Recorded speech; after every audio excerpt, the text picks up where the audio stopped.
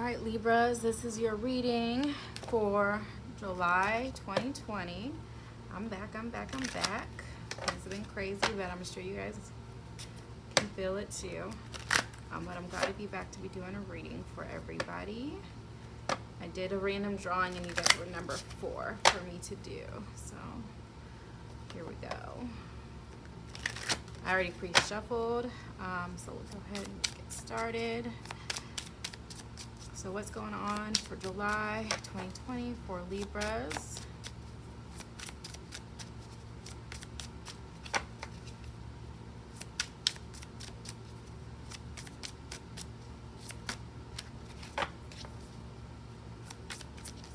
Oh, that's a lot.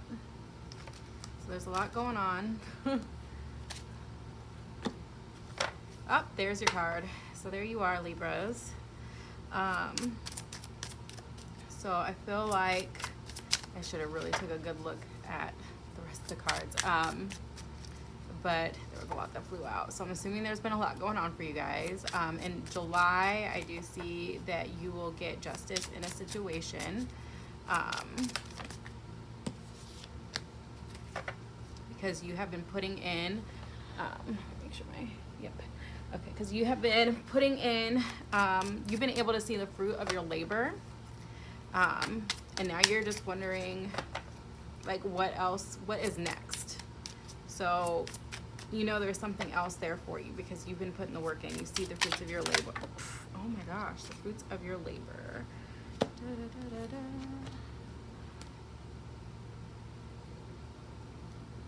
da. So, but backwards, okay.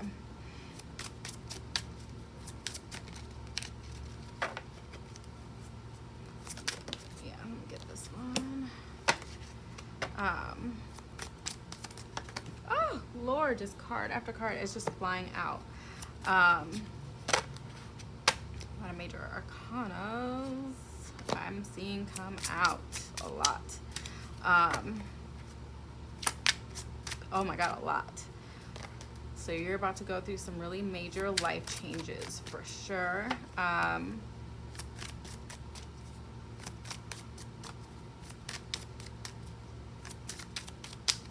I feel in the past like you've been really working towards like making your dreams come true. Oh, Lord Jesus. Okay. Making your dreams come true. I'm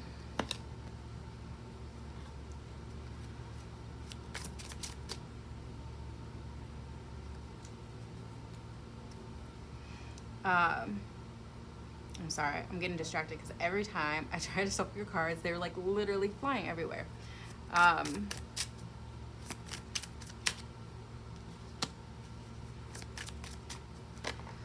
So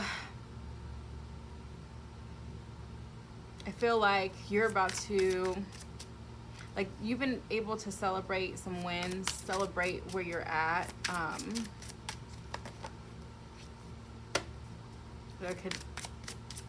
Or you're ready to celebrate because you understand that something you should be, you know that you should be getting something that you deserve shortly, because you've been manifesting everything that you could think of. You've been working really hard and being intentional about the things that you want in your life.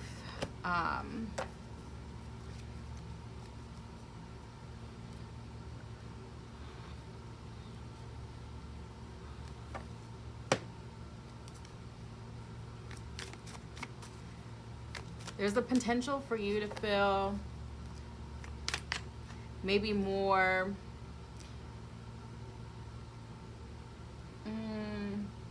maybe not as strong. There could be that feeling of putting your wall down or being more vulnerable. There's the potential of you feeling more vulnerable. I don't know if that makes you feel uncomfortable or not, but there's that potential there.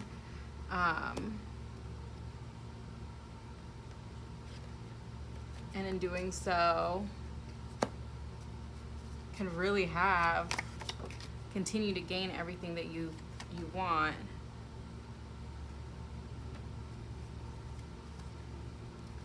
King card. Whew, that's a lot.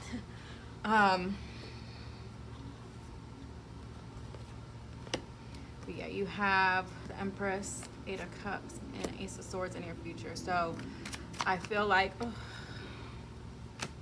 wow, a lot of King energy. Oh my gosh.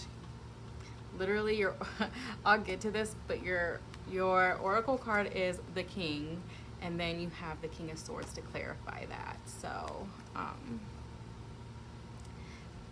interesting. Okay, so in the future, I feel like you will be able to, again, with that Magician card in the past, what you've been working on and manifesting and creating the life that you want, I feel like you are going to have that. I feel like whatever you put into the universe now or or that you have been putting in the past, like you're gonna see that come to life. And I feel like there's an understanding that there may be sacrifices that you may have to take to have those things in the future. So you're gonna have to sacrifice. I feel like you're gonna be okay with that. I feel like you have been able to, you know, really count your blessings, but know that in order to go further, you can't fit all that stuff in your bag. You can't carry all that stuff with you. So, you know, I feel like you appreciate the things that you had. But you also understand you can't take it with you where you're going. So I feel like in doing so, you're gonna be offered clarity in a matter or a message from somebody or both that will provide you, again, everything that I feel like you've been manifesting with the magician card we have here and the Empress. I feel like your greatest fear is love, or again, this is a general reading, maybe you fear making a commitment with somebody else in regards to any type of partnership, project. Maybe it's just as simple as like having somebody else in your life that touches you in a way. And I think whatever connection that you may be thinking about with somebody, like a person, place, or thing, whatever connection is that I feel like you may be aiming for, I feel like in some way it makes you feel uncomfortable. And that's not to say all your relationships feel like that, but I feel like there's a specific relationship, person, place, or thing, like making a commitment to it. I think for most of you, it's going to be a relationship. So a specific person that may be making you feel that way. The person, if this is in regards to if you feel like when you're watching this, that this is pertaining to some type of relationship that you've been wanting with somebody, I feel like that person sees you and perceives you as somebody who does not want a relationship or does not want a commitment. So if you've been feeling some type of like pushback, or I don't even feel like, I don't know, it doesn't feel like I feel like you've been putting the work in. I don't see any signs of pushback, to be honest, but I just so you're aware, I don't see any signs of pushback, but I just want you to be aware that how that person could be seeing you as somebody who does not want to make a commitment, that does not want to have like a family life, or, you know, something like have somebody connected in your life, have a family. This is not for everybody, but like as far as all the details about family and stuff like that, but just they don't see you as somebody who wants to make a commitment. People outside looking in at the situation may feel that way as well. They just don't feel like you're the type that wants to settle down. But you hope to have a big change in your life.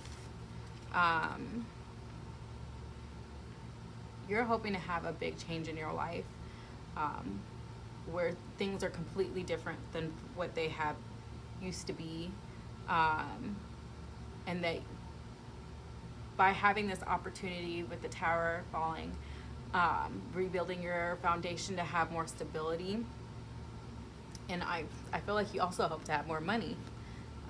So that is your intentions. So whether it's like a business venture or a relationship, I just see you wanting more value in that situation, whether that's more money or more stability or both. And in the long run, overall in July, I just see you healing. I definitely see you healing in the month of July. And then, again, your oracle card is authority and don't make fun of me if I say this, diplomacy. Sometimes you would think I didn't know English, but and then to clarify that, we have the King of Swords. So I feel like there's definitely gonna be clarity in the month of July. I feel like with the oracle card being the king and the king, there is some type, and I see it in your reading. I see you taking charge, and I see you taking the actions, and I see you gaining the clarity, and I see you just being honest with yourself and others. I see you not messing around at all. At all. I'm so glad to have actually seen a good reading, because not to say the other readings were bad, but they were just more like harder where I feel like you're owning this energy in July and you're not letting it mess you around in a way that maybe it has in previous months. I see big life-changing moments with a lot of the major arcanas. You could be dealing with a Leo. You could be dealing with a Gemini. You could be dealing with a Taurus or another Libra, Aries.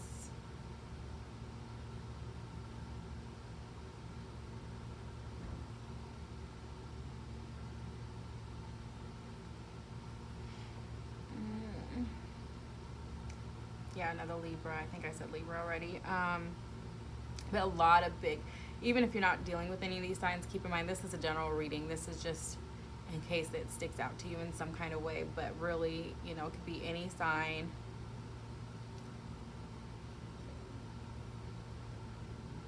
And I feel like overall, a good balance of elements. Like, I feel like you're in control in the month of July. So I'm glad that I could get a good reading in. Let's see if I see anything else.